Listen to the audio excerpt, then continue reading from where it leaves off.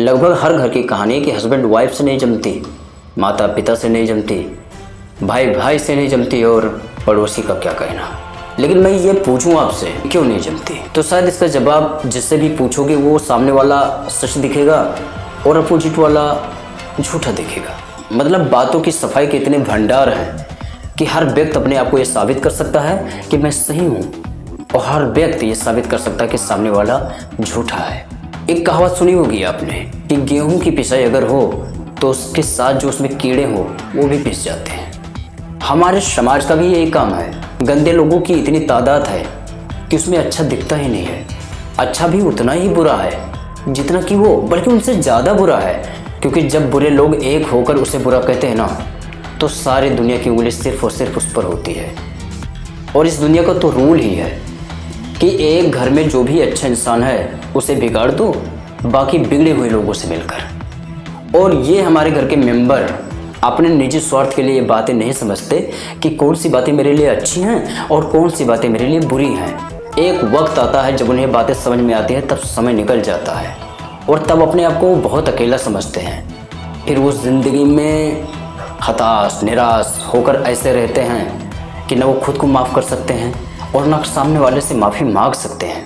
हमें हर जगह ये बातें क्यों समझ में नहीं आती कि हमारे पास जो रिश्ते हैं क्या वो अच्छे हैं या फिर जिससे हम बातें अपनी शेयर करते हैं वो अच्छा है। कहीं ऐसा तो नहीं कि जो आपका सबसे बड़ा हमदर्द हो वही दर्द दे रहा हो। एक्चुअली में जिससे हमारा रिश्ता होता है, अगर उनसे हमारी मनमुटाव हो जाए तो फिर हम उसकी बात सुनना ही नहीं चाहते कि इसके अंदर कुछ बातें हैं, कुछ कहना चाह रहा है।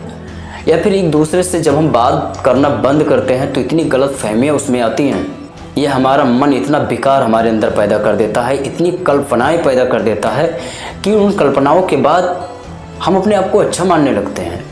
हमारा दिल तो हर एक बात पर कहेगा नहीं यार, वो मुझे देख रहा था तो शायद मेरे कत्ल करने के प्लान में है। नहीं यार, वो मुझ पे हंस रहा था तो शायद मुझे चिढ़ा रहा था। नहीं यार, अगर वो दुखी है तो अपने कर्मों का फल पा रहा है। बल्कि ये उस समय हम नहीं सोच पाते कि वो दुखी क्यों है, कहीं ऐसा तो नहीं कि वो मुझसे बात करना चाहता हो। हमारे रिश्तों में दूरी ना जहर का काम करती है। एक दूरी ऐसी होती है कि बिना कुछ हुए, बिना कोई विवाद हुए हम एक दूसरे से थोड़ी थोड़ी दूर पर रहें, बातें होती रहें, तो वो रिश्ता सबसे अच्छा होगा।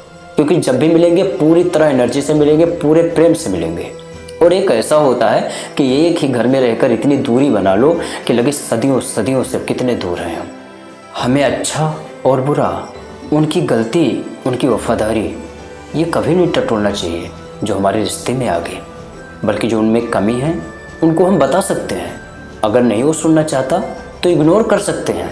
जिस दिन उसका वक्त उसे समझाएगा शायद उस दिन सुधर जाए।